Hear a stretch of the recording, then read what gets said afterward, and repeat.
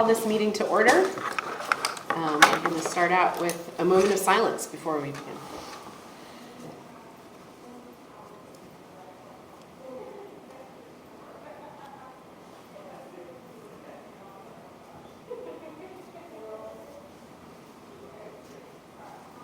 Okay, I've asked Bob Johnson to lead us in the Pledge of Allegiance today. If we could all stand.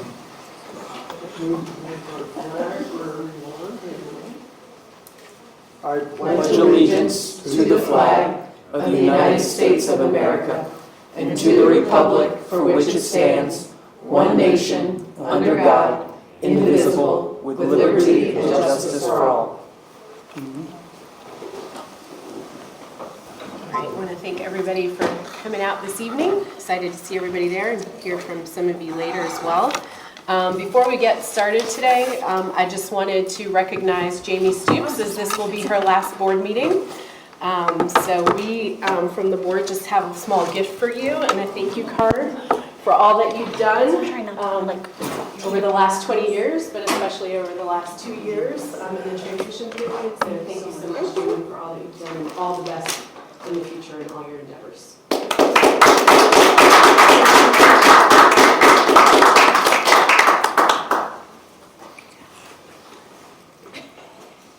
All right, we'll move on to consideration of the agenda amendments. Does anyone have any amendments to the agenda? Okay, seeing none, I'll ask for a motion to approve the agenda. So approved. Okay, Bob So Johnson. moved. Second, Jody McMasters, thank you. All those in favor, please say aye. Aye. All those opposed? Okay, we'll move forward with our agenda. Next, we have citizens' time. Seeing none, we will move on to our next point, the board response to citizens' time. We will also leave that at this time. Moving on to the consideration of the consent agenda. On our consent agenda this evening, we have approval of the draft minutes from the February 25th, 2026 Board of Trustees meeting, acceptance of the February 2026 board financial reports, the February 2026 warrants, the February 2026 monthly deposit record, and the February 2026 fund schedule. Do I have a motion to approve the consent agenda? So moved. Bob Johnson, thank you. Do I have a second? Second. Thank you, Rudy. Second. Is there any discussion? Yes, Madam Chair. I have a couple comments about the minutes. Earlier today, Barb sent out some comments Yeah. about changing the minutes from February. Just a couple of names that needed to be corrected and some grammatical errors. Yeah, nothing of substance. Nothing of You got 'em? substance, Okay, too. as long as you got it, then we're good to go. All right. Purely grammatical and, A couple of names. yeah, yeah. Other than that, good job. All And right. Anything else? I do have a question about, I would just like some clarity on some of the financials. This is just simple questions. Manual cash deposit of $159,000. Goochland. It is, Was it Goochland? Did you say Goochland? oh, I just wondered, because it didn't look to me, I couldn't find where it was a county payment. yeah, I think, the way that Hanover County does it is it could be lumped in together with other stuff. But isn't their payment really quite large? Yes, but it's deposited with other deposits. Oh, in increments? Not just one big, Oh, Their quarterly payment? That's their quarterly contribution. So that's the third quarter contribution. Hanover's? No, Goochland. Goochland, Yes. right, okay, but I couldn't match the two. Okay, so that, you're answering my question, that was just me not being able to match the two, okay. Mhm. I was just curious. Yes. Sorry, guys, I have one more question. May I dovetail on that? Is there a way to change the label of that to indicate that what it really is versus I mean, cash deposit? I can subtract it out if it comes in like that. I can subtract out Goochland's And then add it in as Yeah, and then add in the other manual cash deposit, right below it. Almost like a split, you know, in a transaction. Yeah, because when Hanover puts it in, they're lumping it in with any other cash or deposits we got for the day. So they just put it in as one instead of, Which is completely fine. I saw 159,000 and I was just looking to match it up with a figure and I couldn't. I thought, oh, did somebody, and actually I'm thinking like, did somebody write us a big check? But Oh, yeah. darn, I can hope, can't I? Okay, guys, I have one more question, if that's all right. Governmentjobs.com. What do we get? I went up there and I played around on it for a little while. And Yep. So what do you get for $6,900? so that's NeoGov. Now we have two fees that are they don't call it that, but that's what it is. Yeah. So Okay, we so that's have, NeoGov, so it's not governmentjobs.com. that's their portal. That's who you pay to, got it, Yeah. okay. So there's an implementation fee which we're paying this year, which is our one-time thing. Like earlier today, I had a one-on-one meeting with the person. It's helping me integrate it into our systems. Oh, I can see So, how it's a yeah. great site. And then going forward, we'll have the same thing, but it'll be like an annual subscription type service. Doesn't Gotcha. that So- hold records and stuff for you? Correct, yeah. Yeah. It does all of our retention policies and we've been entering those in, so it'll store all that for us. Yeah, I mean, But that's just an explanation of what it is. Yeah. okay, well, I didn't know, like, Yeah. if that's so this is the kind of the initial fee? Yes, yeah. Okay. Yeah, there was what they call the implementation fee, which is separate than the annual fee, so we'll have both this year, but going forward, we'll kind of It's have just an a- annual. got it. Exactly, Got it. exactly. Okay. And the Khajiit, That's the is that, hotspots. that's the hotspots. Now, Correct. is that for actual equipment or is that for the service? Well, Well, it's split up into two. yeah, I saw the we have two two. things, yeah. So, hotspots are both under equipment, so it's kind of hard to differentiate the budget category. The 5,373 is for the 105 physical hotspots. Mm-hmm. The 4,118 is for 3 months of service. Gotcha. So they'll be billing us quarterly for the service. So we had to buy new physical Correct. equipment, because I imagine our equipment was very outdated. Yeah. It is, ours Okay. really retired anyway, Okay. yeah. Because I was hoping that part of that was the new hotspots. I wasn't Correct. sure if Yes, it was yes. just all service or what, Yep, yep, so. yep. Okay, thank you, appreciate it. That's it for me. All right. So I have a motion on the table and a second to approve the consent agenda. So all those in favor, please say aye. Aye. All those opposed? Okay, the consent agenda has passed. We'll move on to the director's report.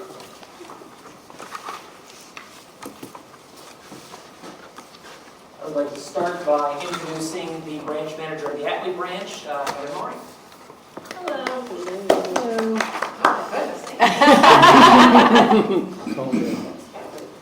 It's really nice to see everyone here.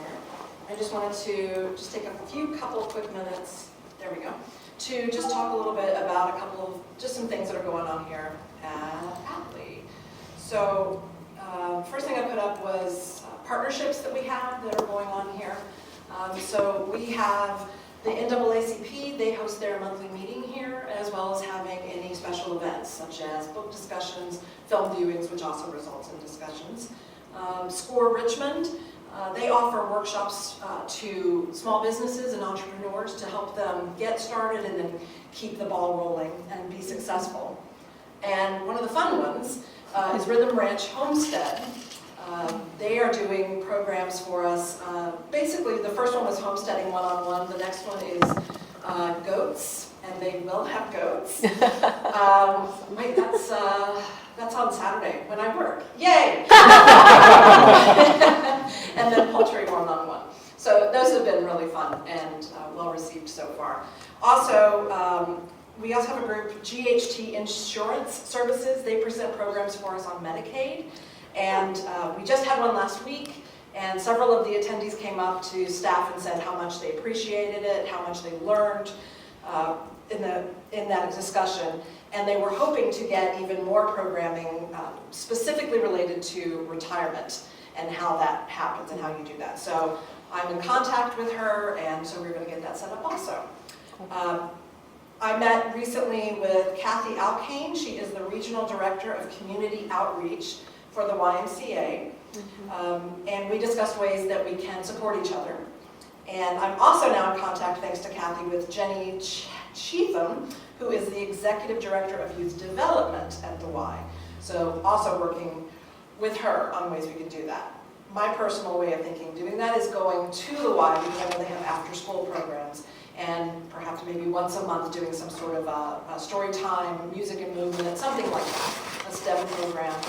So to just keep that partnership alive for us. I also want to point out that the SCORE program and the Medicaid program, they use our digital media lab quite a bit, so we always love to see that, because that way it can be interactive, and anything that involves a computer, they get to do that hands-on. And a few of our resources, these are kind of some of our favorites right now. Canopy, we love Canopy, and part of it is because we have our Matinees with Miles program. Miles is a part-time associate here with us. He's a little bit of a film buff, he's a cinephile, and so he specifically does series for us of movies that we can find on Canopy. So he's getting ready to do one on film noir. And all of them are on Canopy, and he always talks about Canopy, and he always does a demonstration of how to get into Canopy. So, Ancestry Library continues to be very popular. We do have our genealogical programs, usually about once a quarter, always full and very popular. And Novelist is a great one that we use with Reader's Advisory whenever we have a patron come up and say, I just finished To Kill a Mockingbird. What's something else that I can read along that? I was able to attend a webinar when they came out with the new product, and that was very helpful, and so I like that one. And then I just put some pictures on here of some fun things. For example, Matinees with Miles, when he showed Sunset Boulevard. We've had a couple of author programs. This was from our Noon Year's Day program when we dropped snowballs on the children. As you can see, our famous celebrity appearance here that we gave our honorary library card to. Some of our paint nights. We have March Madness for both adults and teens upstairs. Then our Pumpkin Palooza. And I did put a picture of me up there with Debbie. This is also Debbie's last week. So I encourage all of you to come and say hello to her and thank her also. And I wanted to quickly mention that Hanover Schools, I'm sure many of you know this, the Hanover school system has a huge issue going on right now and are unable to use their tech. And we have been able to fill in for a lot of those people. Teachers are coming in because they can't access things and they need to print, they need to make copies, they need to access things. So they're using our desktops, our PCs. I've had so many kids come in because they're needing to also use that. As a matter of fact, I think up in the digital media lab right now are 4 or 5 students who are on the yearbook committee, which is due apparently on Monday. So they are hard at work up there right now trying to get that figured out. Just be aware, if they're accessing some of those sites, it could endanger our systems because they weren't allowed to access a lot of their sites. So just... They are not accessing those. They're doing, it's completely different. Yeah, we made sure. And that is all. Do you guys have any questions for me? I think that final there between the Hunger Games and Harry Potter is going to be interesting. So the interesting thing is, so that has been crazy popular. That's really cool. We had like 75 entries for the, what would that be, the Final Four. And the Warriors series, the Aaron Hunter Warriors series, was 2 away from beating Harry Potter. Wow. Which we were all very surprised by. Wow. Very cool. That's such a great idea. Well, I wanted to quickly go on the record. I was not intending to do this, but I wanted to also personally thank Jamie. She has been a delight to work with, and it really has been a privilege to work with you. So good luck, and please come back and visit us all the time. Thank you. Thank you. She did say that this is her home library. Yes, and I'll get you for summer reading over here.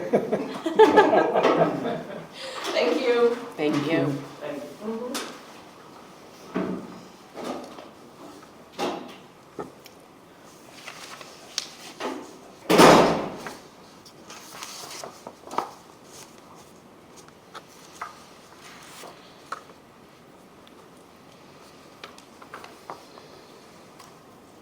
So Heather stole one of my things. The Hanover schools had a cyber incident, as they termed it, on March 12th, so we have been promoting to the community that the folks from the schools, whether it's the teachers, whether it's the students, could come in and utilize our service. So we have been pushing that on our website as well as our social media, trying to fill that void as best we can with the challenges that they're having right now.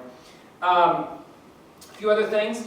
We'll start with some maintenance that's been going on. I mentioned at the last board meeting that we were moving the book drop. The book drop was actually originally on this corner here, and it was backed into by a gentleman. We got lucky; he came forward, and you know, so we dealt with it. We dealt with his insurance, and we're getting a new one. It will be delivered on Monday. And what we're working with Hanover County on is we're actually going to change up the space. So we're going to take some of the parking space, as you see here in the photograph, and we're going to make it by kind of restriping the parking lot here as a drive-through. So this is an AI-generated image where this is not currently here, but this is where it's going to be. And then there's going to be signage and paint striping to indicate to the patron that they can drive and drop off. One of the things I've asked Hanover County to do at this building, still waiting to hear back, is to do something similar at this branch.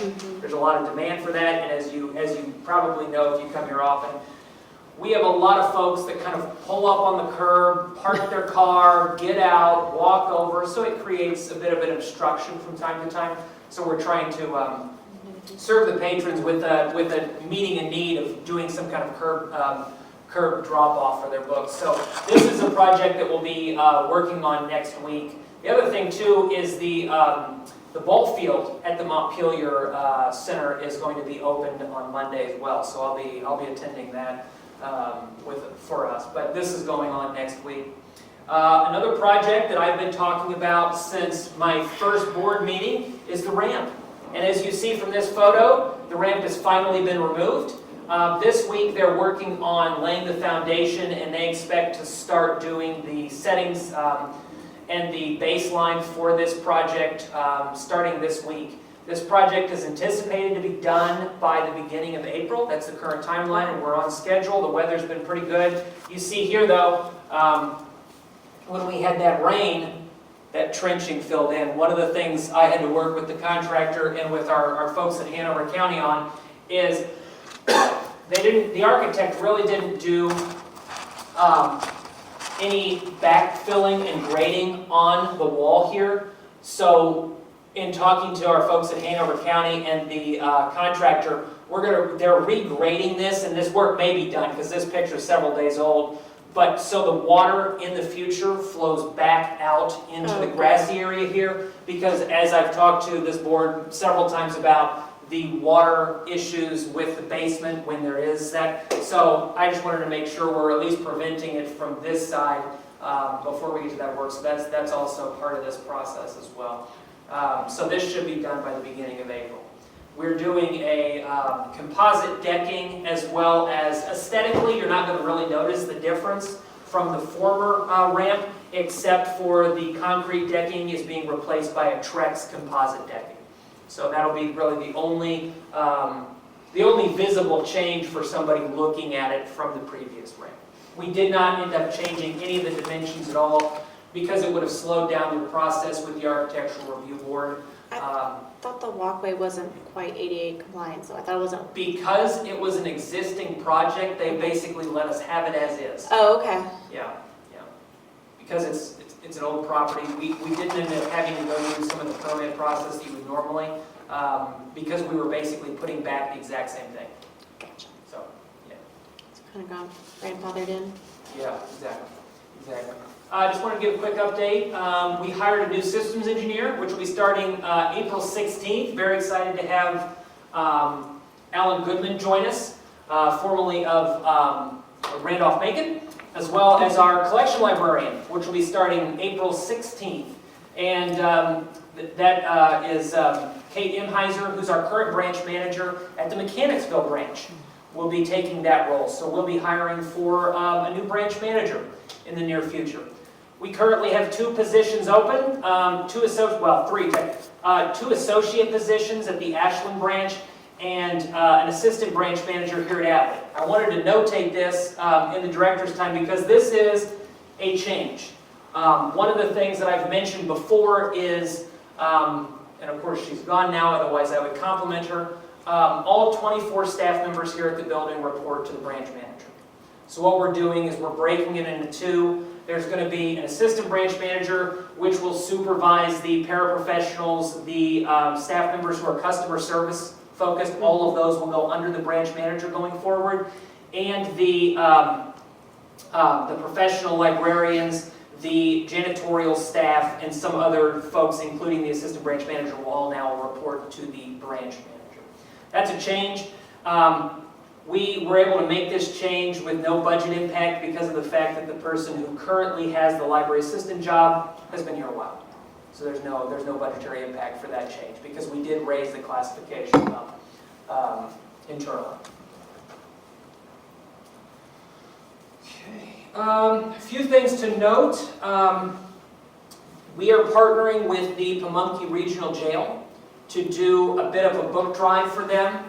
They've reached out to us in the past, and we do have a system in place where the jail basically requested any books that we can give them meeting certain parameters. Now their parameters are pretty strict, and they don't necessarily overlap with what we do. So one big example is we don't do a lot of paperback materials.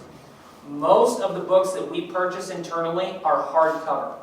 That's for a variety of reasons, but they cannot have hardcover. So historically, we've not given them a ton of donations. It sometimes does happen, but generally not. The jail reached out and basically said, we need some new stuff. What we have is currently very old. The collection has been picked through by the inmates at the jail. So April 14th is Donate a Book Day. So we're going to have a Donate a Book program. We're going to publicize it out and basically ask the community to donate materials. And anything that qualifies, we're going to send to the jail. Everything else that is not going to be accepted by the jail, there's some content restrictions as well for the jail, then we're going to give to our friends groups. So I've talked to the friends groups. It sounds like some of them are going to look through what they currently have and see if there's a donation that they'd like to give for this purpose, but they'll also be helping us by taking anything that the community donates that doesn't qualify for the jail's purposes, the friends will take it. So it's a win-win. We get to partner with the regional jail. The friends will benefit from the additional donations as well that come in that don't qualify for the jail. And we can continue to do something what we've kind of been doing historically, but this will be a little more, this is a good way to do it, where we get the community involved, and it's hopefully much more substantial than what we currently do. We send them occasionally some small donations, but it's nothing substantial. Are you going to do this with all 7 libraries? Because Goochland uses that jail too. Yeah. How are you letting people know? We're going to publicize it like we did with the hiring and stuff. We're going to do an email blast as well as some of our Facebook pages, as well as I've been talking directly to the friends of the libraries, because a lot of them are going to go look through their materials and see if they have some stuff that they're willing to donate just off the top. So several of the friends groups said we're willing to give you some paperbacks and some stuff that will help you just to get started. So.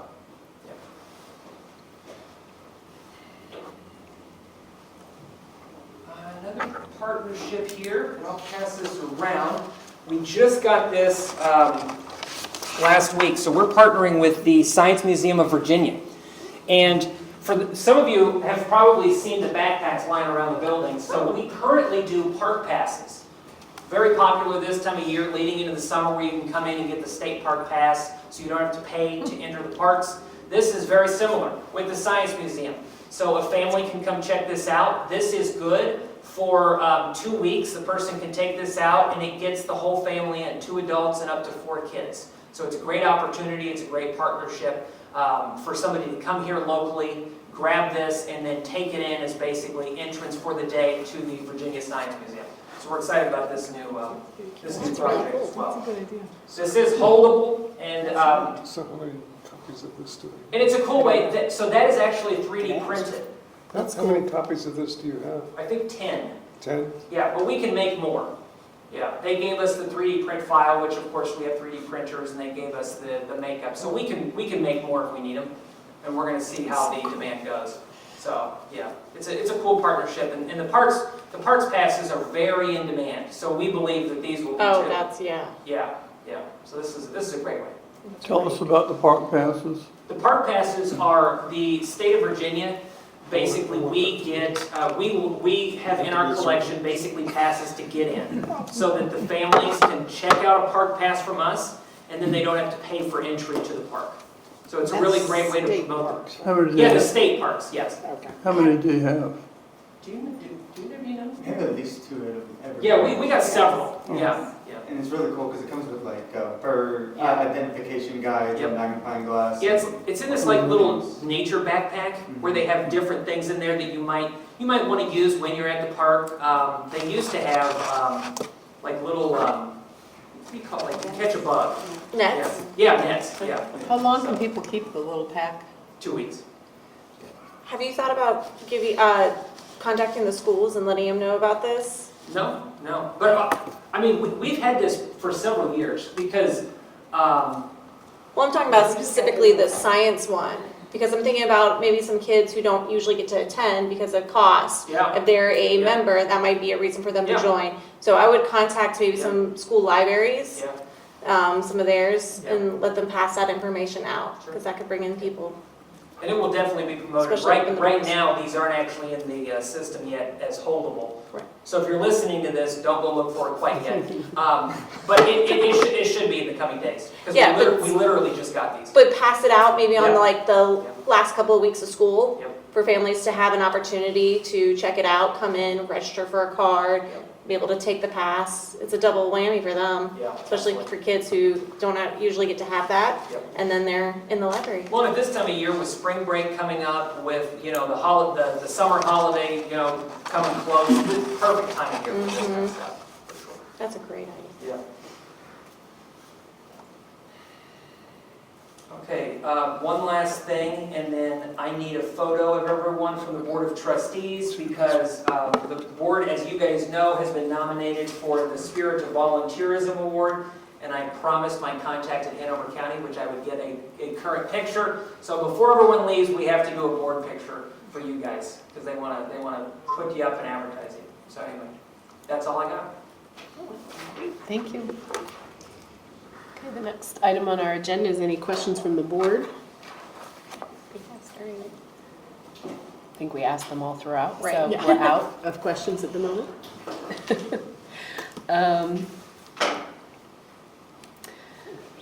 I have just 2 questions, kind of follow-ups from last meeting. What's the timeline for the feasibility study that we approved for Hanover? When do we expect that to take place? They are beginning it this week. Okay. I just got an email from Dana Fox, the General Services Director, as well as the architect. So they're beginning. I don't actually know how long the feasibility study itself will take to do, but I know they've just begun working on it. Okay. So. All right, great. And then I know last time you had also just received servers. Is there any update about, have those gone in, or are they? We are beginning. We have not installed any servers yet. We're working on the refresh of the computers. Those Okay. should be in any time. Okay. Great. All right, anybody else? I was going to ask one question. We had talked real briefly last time about the possibility of exploring setting up a foundation. Yeah. Is that I haven't done. yeah. I haven't done anything with it. Okay, I was going to Not say, yet. well, we haven't either, so. Not yet. Not yet. But yeah, I just wondered if we had started that or not. Not yet. Okay. Well, I have. Well, good. I just copied a piece of paper about how you do that. Yeah. Yeah. I will share it with you. I have it's one of my several agenda items. I have a directors conference tomorrow and Friday in Harrisonburg. It's on the JMU campus, and all the directors from Virginia come together. Public library directors come together, and so one of the things I'm going to ask about is who has a foundation, how is it structured, how does it work, what is its purpose. So I'm going to try to learn best practices from folks that currently have the library foundations. So, and hopefully, we'll see. I have a couple other things I'm going to talk to him about too, but hopefully I learned some stuff from some of these folks, so. Anybody else? All right, we'll move on to our next item, which is legal counsel updates.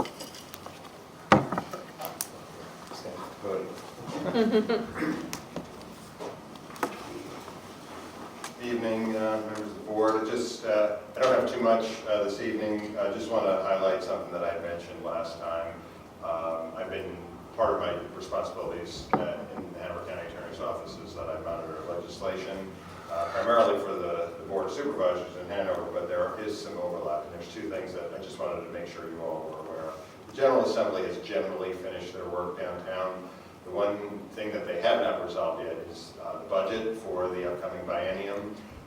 So I have not heard of any issues with respect to funding for localities and for libraries, but because it's still an unanswered question, I just sort of highlight the fact that we'll continue to monitor that, but depending upon how budget projections go, that may impact things like how much is set aside for raises for employees of local governments and teachers and constitutional officers, sheriff's deputies, those kinds of folks. So depending upon how that goes, that may have a sort of a secondary impact. As for legislation itself, again, something that may have a secondary impact, you probably have heard the General Assembly has passed a number of bills that would expand collective bargaining for public sector employees. And while I don't necessarily suspect that the library staff is going to want to form a collective bargaining unit, they will be able to, beginning whenever it goes into effect, assuming it isn't changed. Even if it's not direct, there will always is a secondary impact, because if those collective bargaining units form in the local government, then when you wind up, the library has to compete for folks, for employees, and so things like salaries and benefits may wind up getting impacted. So I will say the impacts on the library are much smaller than they are for the participating jurisdictions. Hanover and Goochland certainly are keeping an eye on that. I can tell you that for some of the larger counties in the region that are not part of the system, but things like Henrico and Chesterfield, it may wind up being a significant amount, which may, the end result is it may wind up needing additional revenues or decreased services at the local government level, which will just put a strain overall on the workforce and the services that we do. So, Interesting. I know every year I give updates on the General Assembly, and it feels like I never have good news for localities and local governments, but I just wanted to highlight a few of those things. The only other thing that I have is something that some others have mentioned, and I just wanted to pass along with Jamie Stoops leaving. She certainly will be missed. I know during the time that I have been supporting the library, she has been extremely helpful to me and to the county attorney's office. And as you mentioned before, when the chair presented the token of appreciation, she helped the library system during a period of significant transition, and that I don't think that should be overlooked. And I will miss her. We worked on a number of issues, and it was always a pleasure to do so. So I certainly wish her well in her future endeavors. But unless the board has any questions, that's my update for this evening. Thank you. Any questions? Thank you. All right, thank you, Dennis. All right, we'll move on to standing committee reports. Financial committee? Nothing to report other than got a meeting on April 15th. Okay. All right, personnel committee report? No new updates. Okay. All right, we'll move on to old business. First, we've got Hanover and the ramp. Did you have anything additional you wanted to say about that? Nope, I brought him up. All right. I did see today, it does appear that they're doing some more, the brickwork is going down today. Great. So I think they are doing some progress. On your drive out, you saw it. Yes. And I will say, just if you go by the Hanover branch of the library, there's a tree that is at the corner of the entrance road, came down in the storm. Oh, wow. It has been fully removed, but if you've been there, there's a couple of very large trees. Right. From what I heard from the folks in Hanover Parks and Rec who went after it, it was one of those, when it came down, it was all hollow inside. So Oh. the tree was in pretty bad shape, so they weren't able to try to save any part of it. So when you go by there, if you notice that there seems to be an empty space, that's why. That's why. It was a big old tree, for sure. All right. Anything additional to the hiring update? No. All right, congratulations on filling those Yes. roles. Yes. I know that systems engineer one has been outstanding for years, so thank you for getting Absolutely. on that one and filling that one. So. All right, moving on to new business. First item is new partnership with the Hanover County Black Heritage Society. So, the Hanover County Black Heritage Society is a local nonprofit organization focused on history. It started in the 1990s as a way for the John Gandy School alum to basically begin preserving history. They took a lot of the old records from the school. They took a lot of records from the local community members. The president of the organization, who I've been working with, is she's 85 years old. She'll tell me that every time I see her. She's like, I'm an old gal, but she's really done a really great job about collecting history and memorabilia from Hanover County and from the region. And to be honest, and you know, it sounds morbid, but it makes sense. A lot of her collections have come when her friends have passed away. Yeah. She's come in, offered to take the things from the grandkids. There are old records from the old Pullman train company. There are uniforms, old military uniforms, old 10 photographs, paintings that are 150 years old. They have a fascinating collection. A lot of old records, old yearbooks that you can't find anywhere else. So we are partnering with them. They're going to make us partners in their entire collection. We're going to take on their collection as part of our local history and genealogy resources. It's going to be available to the public right now. A lot of it's in boxes, so it's not available. So we're going to take on these materials. We're going to integrate it in, and this is going to be one part of how we work to expand our local history and genealogy collection so that we have community resources, community assets that the people can benefit from. It's very difficult to find first-hand primary sources like what we're going to have. So they are going to be going forward. They're going to be starting this summer in the old administration space. They're going to take up part of that in the Hanover building. So the history of that building is very unique, and we're going to leverage it as on top of what we already do with the local history and genealogy resources there to really expand that. So we're very excited about this partnership. I hope this is the first of several similar partnerships where we can work with outside groups and organizations to kind of take on some of these really unique assets as a special collection. So this summer we're going to have MLIS, Masters of Library and Information Science interns that are going to help us take in and begin cataloging. Because right now, like I said, a lot of it is simply in boxes.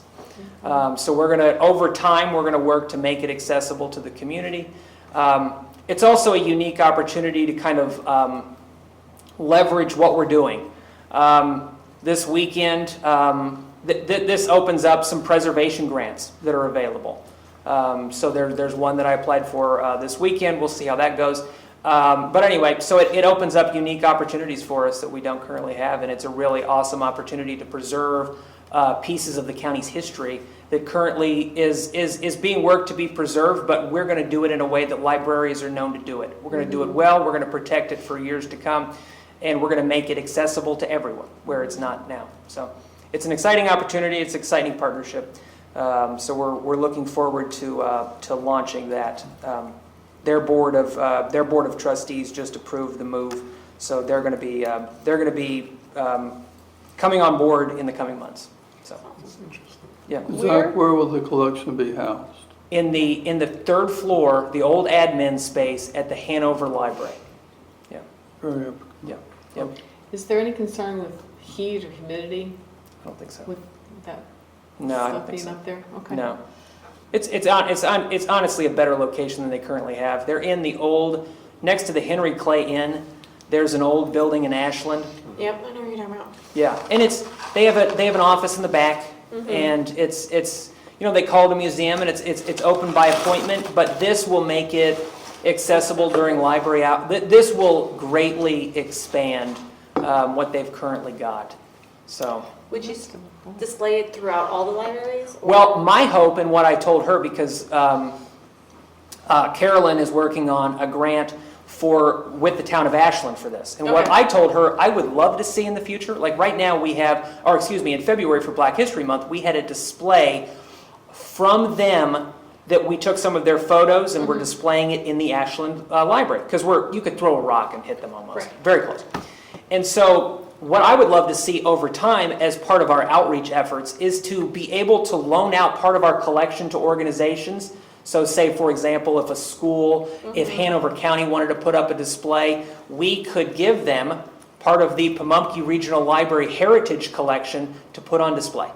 So it promotes us, it promotes them, it's a win-win for the community because obviously they see, their history of the county and all that. So my hope is to kind of, over time, not only make it accessible, but bring it out there. Bring it out there. So, That's a great idea. yeah.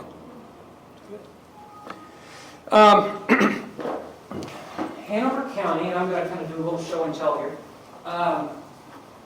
Hanover County, we partner with the Community Services department currently. Our libraries have available for patrons to come in, get free of charge, a variety of different items. We have gun locks and rifle locks available in the libraries free of charge. We have pill disposal pouches, so that way you don't leave your old expired meds at home. You can dispose of them properly. We have, and this is a big version, but they give out smaller ones too. Just a lockbox for your medication, for whatever you want to lock up. And the library has partnered with them for some time to distribute these through the libraries. We're going to expand the partnership coming up. In April, we're going to launch a pilot. This is right now Hanover County does opioid recovery drugs through the mail for citizens of Hanover County. You can request them, you get them free of charge. We're going to, they gave us this is just an example, but we're going to begin having those accessible in the libraries with this other material that the Community Services Department is giving us to distribute. So we're going to kind of expand on our existing partnership with Hanover County to make these available for the residents. Does this include Goochland? Okay. No, Goochland partners with Powhatan, I believe, because we went there together and they were passing out material like this. It's I funny think because it's in my conversation this week with them, I'm like, we don't give it to Goochland, but I wonder what organization in Goochland does something similar. I don't know that they do it, but I would predict that they do. Well, it's a Goochland Powhatan. Okay. And when you say accessible, like where were you have these at? So right now they're on display in the adult section downstairs behind the, like at this building. They're behind the public computers on the first floor. So like a teenager could come pick this up? They're supposed to be 18 or older. Now, however, we're not like guarding them. Right. So are we liable if an 18-year-old picks this up and tries to be stupid with it? That's a question for our county attorney potentially. It does not seem the Community Services Board is worried about it. Because I did ask, I said, well, what happens if a kid does want to come in and get it? And they didn't care. Okay. So I just wanted to, if we're liable. Yeah, I don't know. So my understanding is largely the state has a safe harbor provision if you use, I'm going to call it Narcan, because that's what most people know it as. So long as you use it appropriately and it doesn't work, there's a safe harbor for that. My other understanding is that it is actually not harmful Okay. to use it for yourself, which is why they advise that if you suspect that somebody has it, to use it anyway, Right. because there is not I don't know if somebody were to get 10 of those and do something, but Right. we can't legislate against foolishness. I mean, that's what I mean. I know, I agree with you, but in the same sense, Yes. say some teenager grabs one, they use it, their parent gets upset because they don't know, and they, Yeah, I would suspect so long as we're not putting out like 20 at a time, so it's sort of a one or two at a time, and then stock. as it gets taken, it gets Okay. replenished. I suspect it's probably not a. And do we have like anything saying for 18? As far as I know, you can Yeah. just go into CVS and you can get them. Yeah. Through our CSP, our PO task force, we're working on putting boxes out throughout the community, all kinds of different places. We looked at Powhatan's already doing that, like the newspaper boxes that you open and get back.